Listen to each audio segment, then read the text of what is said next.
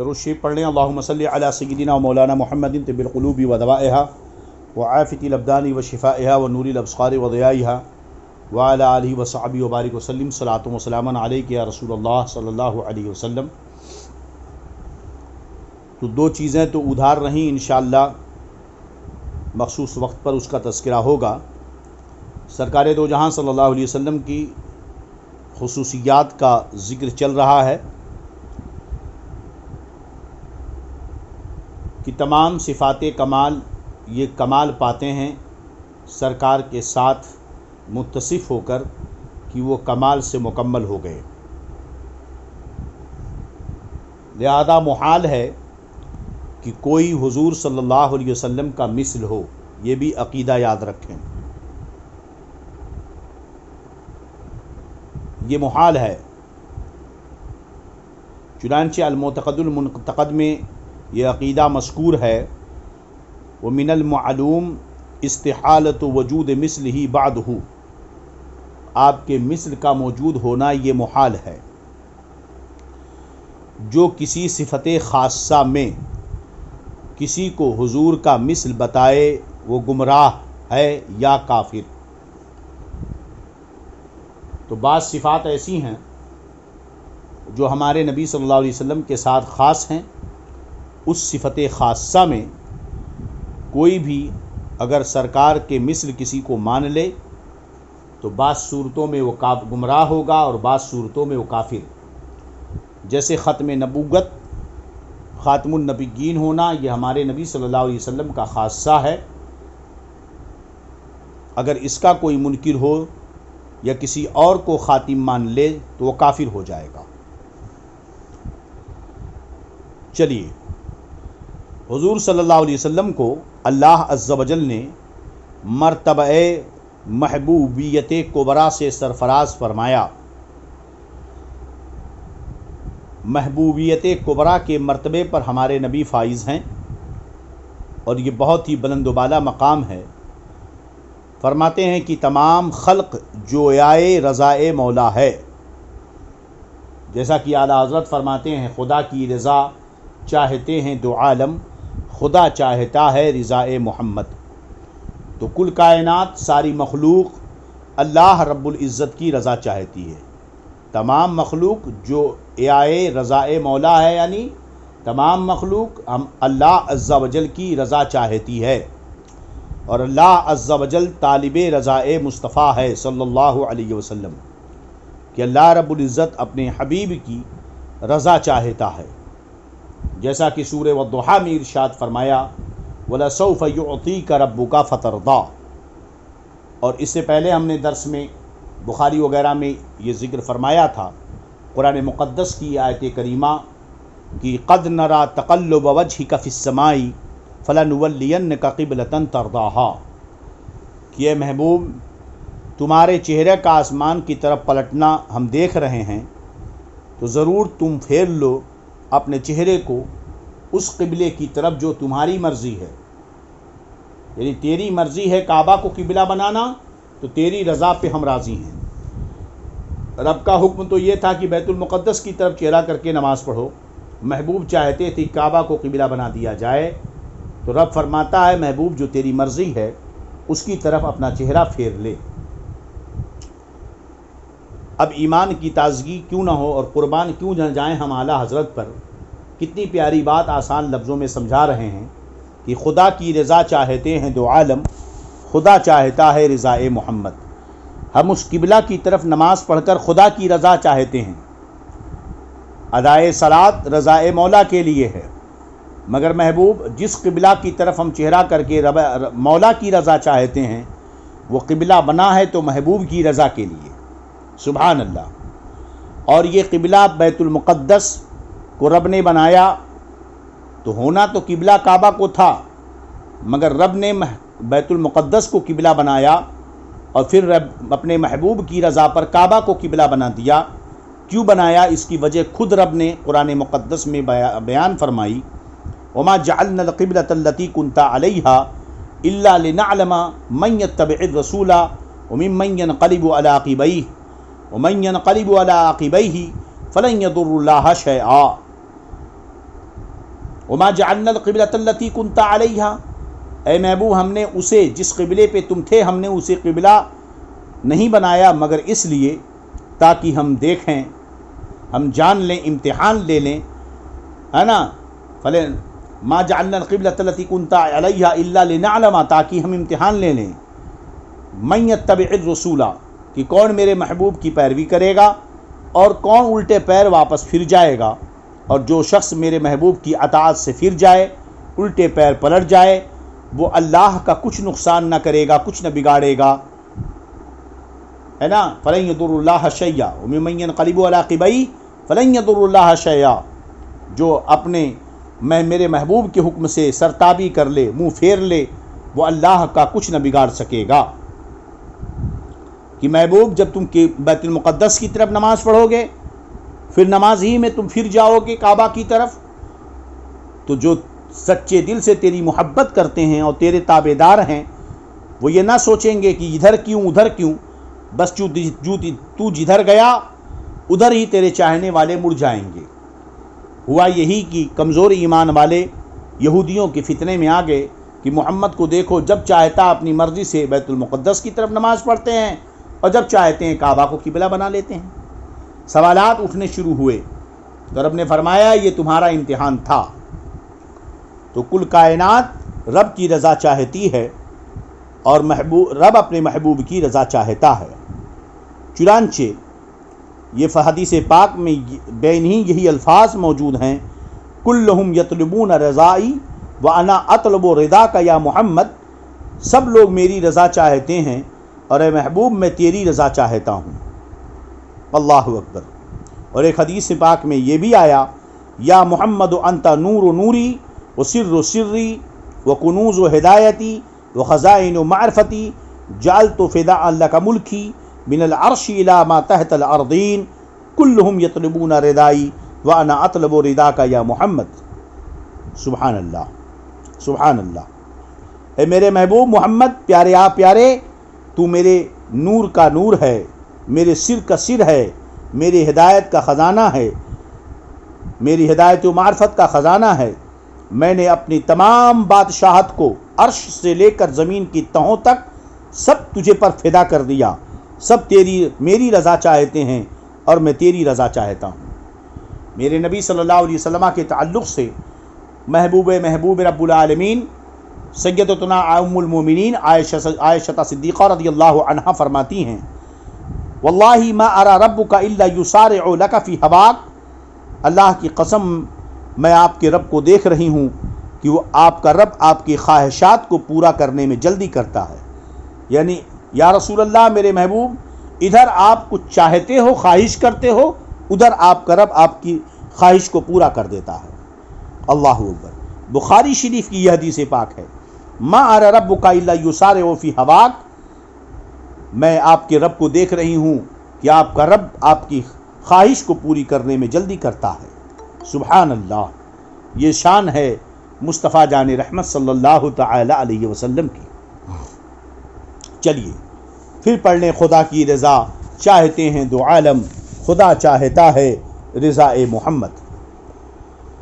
اسی طرح یہ بھی عقیدہ رکھنا چاہیے کہ حضور صلی اللہ علیہ وسلم کی خصائص سے معراج ہے کہ مسجد حرام سے مسجد اقصی تک اور وہاں سے ساتوں آسمان اور کرسی و عرش تک، بلکہ بالائے عرش رات کے ایک خفیف حصے میں مع جسم تشریف لے گئے.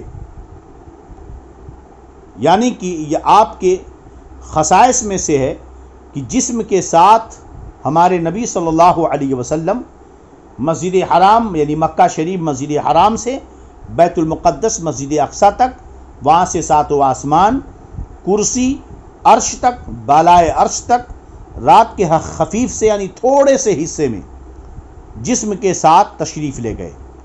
اور مسجد حرام سے مسجد اقصی تک کا سفر تو نص قطعی سے ثابت ہے، جیسا کہ قرآن میں سورہ بنی اسرائیل میں اللہ فرماتا ہے، سبحان الذی اسری بعبدہ لیلا من المسجد الحرام الی المسجد الاقصی، پاکی ہے اس ذات کے لیے جو لے گیا اپنے بندے کو راتوں رات مسجد حرام سے مسجد اقصی تک.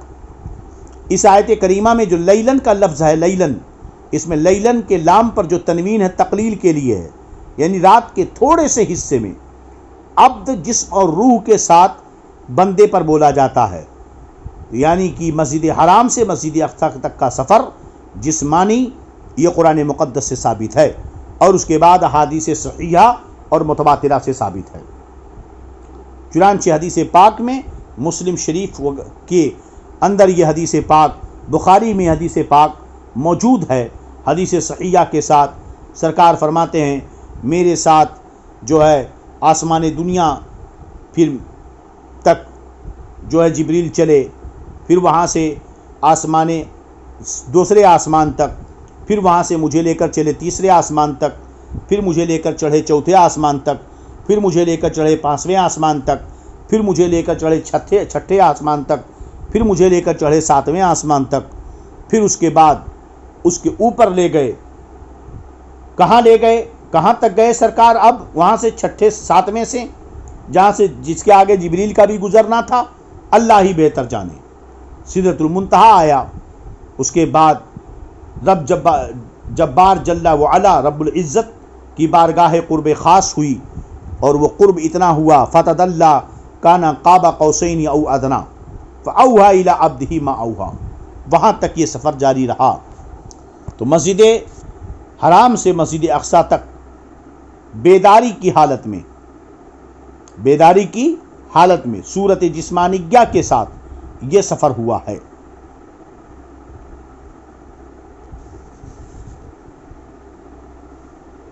اب اور وہ قرب حاصل ہوا کہ کسی بشر و ملک یعنی فرشتے کو کبھی نہ حاصل ہوا نہ ہو، یہاں تک کہ جبریل کو بھی یہ مقام نہیں حاصل ہو سکا، اور جمال الہی بچشم سر دیکھا، اپنی آنکھوں سے اپنے رب کا دیدار کیا ہے، اور کلام الہی بلا واسطہ سنا، کوئی بیچ میں واسطہ نہ تھا، اور تمام ملکوت السماوات والارض کو بالتفصیل ذرہ ذرہ ملاحظہ فرمایا۔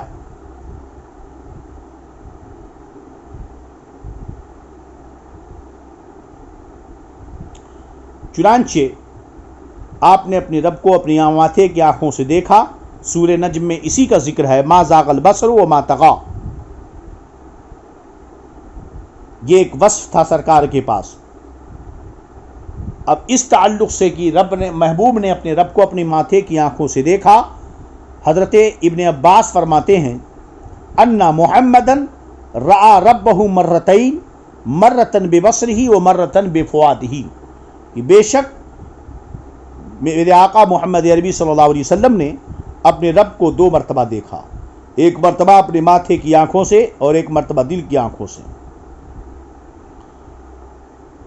چنانچہ مسند احمد بن حنبل میں صراحتاً موجود ہے کہ سرکار دو جہاں صلی اللہ علیہ وسلم نے فرمایا، حضرت ابن عباس اس کے راوی ہیں، رأیت ربی تبارک و تعالی، میں نے اپنے رب تبارک و تعالی کو دیکھا ہے۔ مزید تفصیل کے لیے سرکار اعلیٰ حضرت کی کتابوں کا، آپ کی تحریروں کا ملاحظہ کرنا چاہیے۔ الحمدللہ اللہ تبارک و تعالی نے اپنے حبیب کو سب کچھ دکھایا، ایک ایک ذرے کو دیکھا۔ چنانچہ سنن دارمی کی یہ روایت موجود ہے کہ رسول اللہ صلی اللہ علیہ وسلم نے ارشاد فرمایا، رأیت ربی فی احسن صورہ، میں نے اپنے رب کو اچھی صورت میں دیکھا۔ قال فیما یختصم الملأ الاعلی، ملأ اعلیٰ کس چیز میں بحث کر رہے ہیں؟ رب نے پوچھا محبوب ملأ اعلیٰ کس چیز میں بحث کر رہے ہیں؟ فقلت انت عالم یا رب، میں نے کہا اے رب تو بہتر جانتا ہے۔ فوضع کفہ بین کتفیا، تو رب نے اپنا دست قدرت میرے شانوں کے درمیان میں رکھا۔ فوجدت بردھا بین صدیا، تو میں نے اس کی ٹھنڈک اپنے سینے میں محسوس کی۔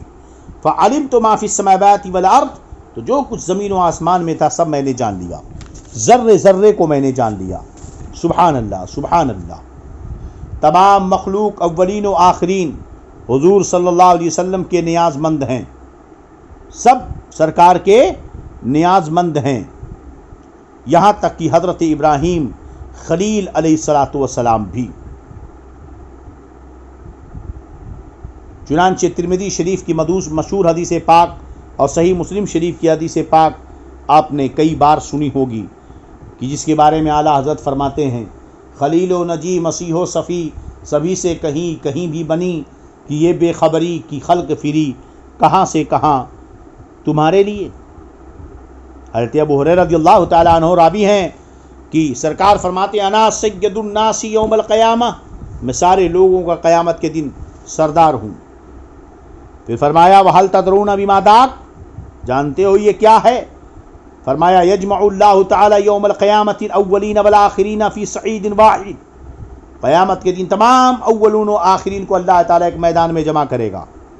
فیقول بعض الناس لبعض، تو بعض لوگ بعض سے کہیں گے آدم کے پاس چلو، یعنی عذاب محشر کی تپش ضرورت سے زیادہ ہوگی، لوگ حیران و پریشان ہوں گے، سب آدم کے پاس آئیں گے۔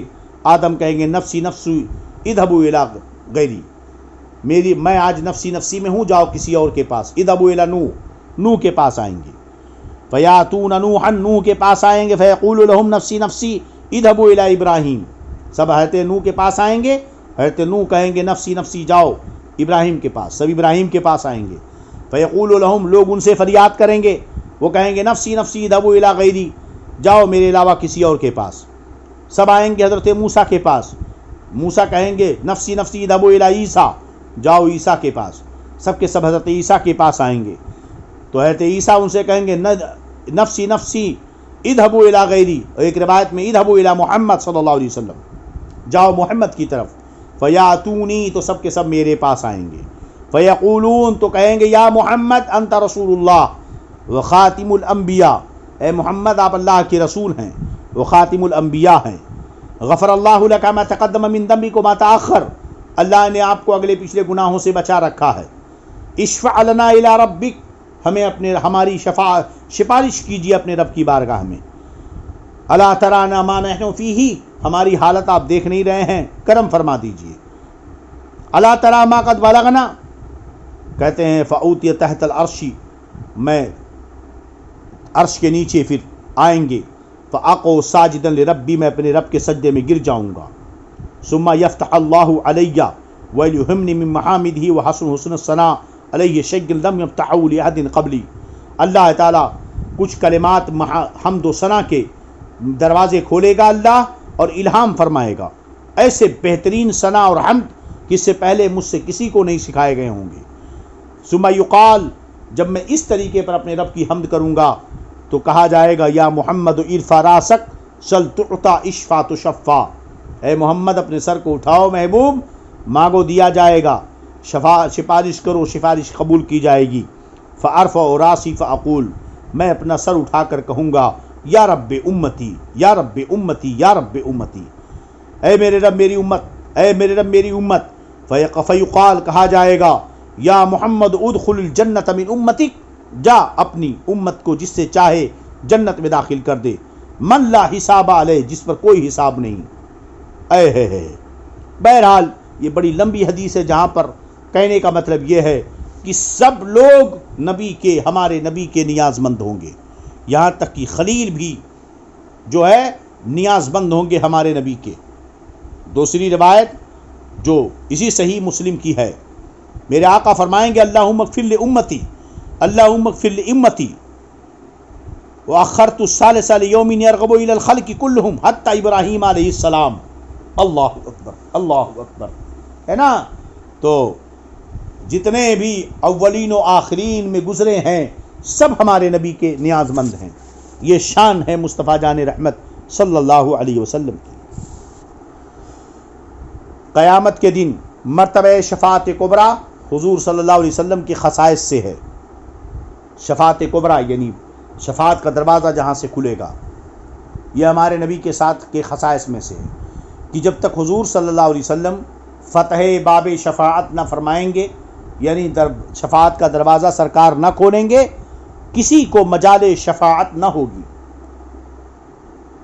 کسی کو بھی مجال شفاعت نہیں ہوگی، اور وہ مقام محمود ہوگا جس کو ذکر فرمایا آثار ان یبعثک ربک مقام محمودا، ان قریب تمہارا رب تمہیں مقام محمود پر قائم کرے گا۔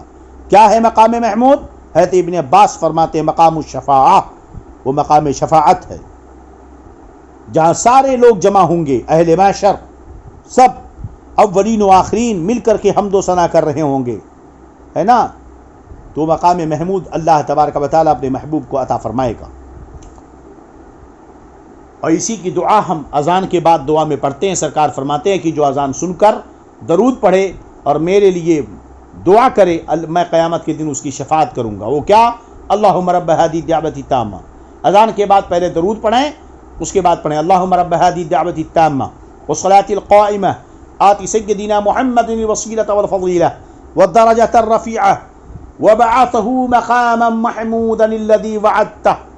اے اللہ محبوب کو اس مقام محمود پر مبعوث فرما جس کا تم نے ان سے وعدہ کیا ہے۔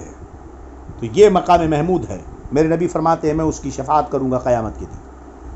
اس حدیث پاک سے اذان کے بعد درود پڑھنا ثابت ہوا، تو جب اذان کے بعد درود پڑھنا ثابت ہے تو اذان سے پہلے بھی درود پڑھنا جائز ہوگا۔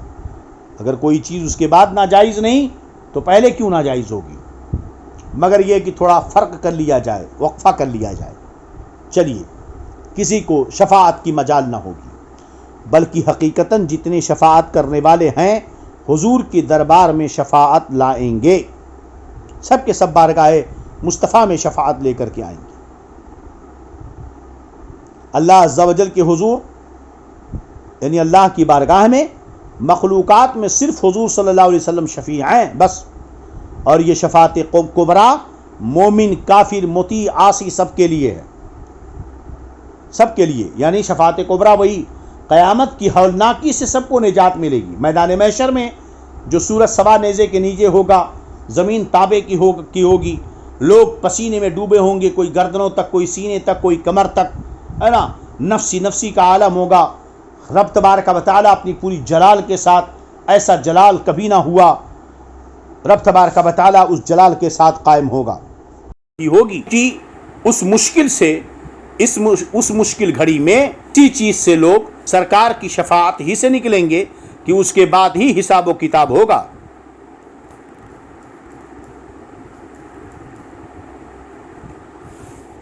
درود پاک پڑھنے اللہم صلی علی سیدنا مولانا محمد طب القلوب و دوائها وعافیت الابدان و شفائها ونور الابصار و ضیائها وعلی آلہ و صحبہ وبارک وسلم صلاۃ و سلام علیک یا رسول اللہ صلی اللہ تعالی علیہ وسلم۔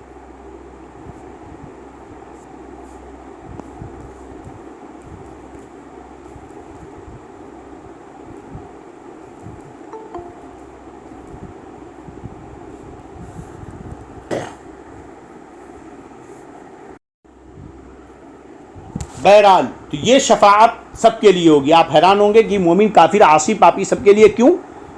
تو ہم نے وجہ یہ بتائی کہ یہ چونکہ میدان محشر میں جو نفسی نفسی کا عالم ہوگا، رب اپنی جلال کے ساتھ اس وقت اس جلال میں ہوگا کہ سب نفسی نفسی کے عالم میں ہوں گے، اور اپنی شان کے مطابق قہار و جبار بن کر جو وہ جلوہ افروز ہوگا، اور اس کا جو ہے اور فرمائے گا لمن الملک یوم، آج کس کی بادشاہت ہے؟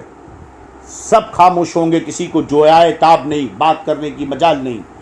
خود فرمائے گا للہ الواحد القہار، اللہ قہار و جبار کی حکومت ہے۔ اس مشکل گھڑی میں حساب و کتاب شروع نہ ہوگا، لوگ حیران و پریشان ہوں گے، سرکار سجدے میں جائیں گے، سفارش کریں گے، اب اس کے بعد حساب و کتاب شروع ہوگا۔ یہ سب کے لیے ہے کہ اس ہولناکی سے سب یہ شفاعت کبریٰ مومن، کافر، مطیع، عاصی سب کے لیے ہے کہ وہ انتظار حساب جو سخت جاں گزا ہوگا، یعنی جان کو لے جانے والا ہوگا، جس کے لیے لوگ تمنا کریں گے کاش جہنم میں پھینک دیے جاتے اور اس انتظار سے نجات پاتے۔ یعنی محشر کی وہ تپش اتنی خطرناک ہوگی، ہر کوئی یہ تمنا کرے گا کہ اس عذاب سے نجات مل جاتی، اگرچہ جہنم میں اٹھا کر پھینک دیا جاتا، اس انتظار سے نجات پاتے۔ اس بلا سے چھٹکارا کفار کو بھی حضور کے ہی بدولت ملے گا، جس پر اولین و آخرین، موافقین، مخالفین، مومنین و کافرین سب حضور صلی اللہ علیہ وسلم کی حمد کریں گے، اور اسی کا نام مقام محمود ہے۔ اور شفاعت کے اور بھی اقسام ہیں، مثلا بہتوں کو بلا حساب جنت میں ہمارے آقا داخل فرمائیں گے۔ جن میں 4 ارب 90 کروڑ کی تعداد معلوم ہے۔ یہ اتنے لوگ ہیں جن کو بے حساب جنت میں داخل کیا جائے گا، یہ اتنی تعداد معلوم ہے۔ اس سے بہت زائد ہوں گے، اتنی تو معلوم ہے، اس سے بہت زائد ہوں گے جو اللہ اس کے رسول کے علم میں ہیں۔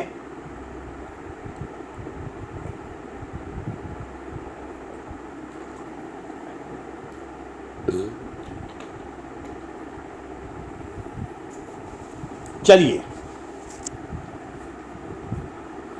بہترے وہ ہوں گے جن کا حساب ہو چکا ہے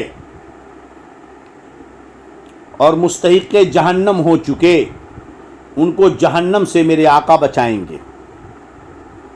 اللہ اکبر۔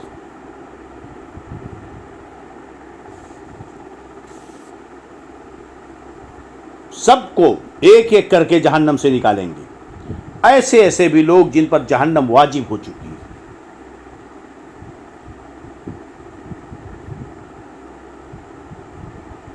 اللہ اکبر، اللہ اکبر۔ اور بعضوں کو شفاعت فرما کر جہنم سے نکالیں گے، اور بعضوں کے درجات بلند فرمائیں گے، اور بعضوں سے تخفیف عذاب فرمائیں گے، ہے نا؟ تو بعض ایسے ہیں جن کی عذاب میں تخفیف ہوگی۔ اب آئی بات تو ہم بتا دیں، حضرت ابن عباس ابن عبد المطلب سے مروی ہے، قال یا رسول اللہ صلی اللہ علیہ وسلم هل نفعت ابا طالب بشق فانه كان يعوتك ويغضب لك۔ یا رسول اللہ صلی اللہ علیہ وسلم، ابو طالب آپ کے ساتھ اتنی ہمدردی کرتے تھے، آپ کے لیے لوگوں سے جھگڑتے تھے، لڑتے تھے، آپ نے انہیں کچھ فائدہ پہنچایا؟ میرے نبی فرماتے ہیں نعم، ہاں، ہوا فی زخزاء من نار، وہ جہنم کے سب سے برے طبقے میں تھا، لولا انا لکا وہوا فی زخزاء من نار لولا انا لکانا فی الدرک الاسفل من النار۔ وہ جہنم کے اوپری حصے میں ہے نا، اگر میں نہ ہوتا تو جہنم کے سب سے نچلے حصے میں ہوتا۔ اللہ اکبر۔ تو جو کافر ابدی ہے اسے بھی میرے نبی اس کے عذاب میں تخفیف کر رہے ہیں۔ اب ہم سمجھتے ہیں کہ وقت یہیں پر اس کو ختم کیا جائے، کیونکہ اب شفاعت کی کچھ قسمیں ہیں جس کی تفصیلاً وضاحت کرنی ضروری ہوگی۔ انشاءاللہ کل ان سارے اقسام کو وضاحت کے ساتھ اور باب شفاعت کے تعلق سے حدیثوں کو بھی ذکر کر دیں گے۔ ہم نے اس پر نظر نہیں کی چونکہ بہت ہی تازگی ایمان کا سبب اور حب رسول میں جلا اور نور کا سبب ہوگا۔ تو انشاءاللہ کل ہم احادیث شفاعت کو بھی پیش کریں گے اور شفاعت کے اقسام کو بھی پیش کریں گے۔ اللہ تبارک و تعالی ہمیں اور آپ کو سلامت رکھے، برکتوں سے نوازے۔ تو یاد رہے کہ شفاعت کبریٰ ہمارے نبی کی خصوصیت سے ہے، اسی طرح جسم اور روح کے ساتھ سفر کرنا یہ ہمارے نبی کی خصوصیات میں سے ہے۔ السلام علیکم ورحمۃ اللہ وبرکاتہ۔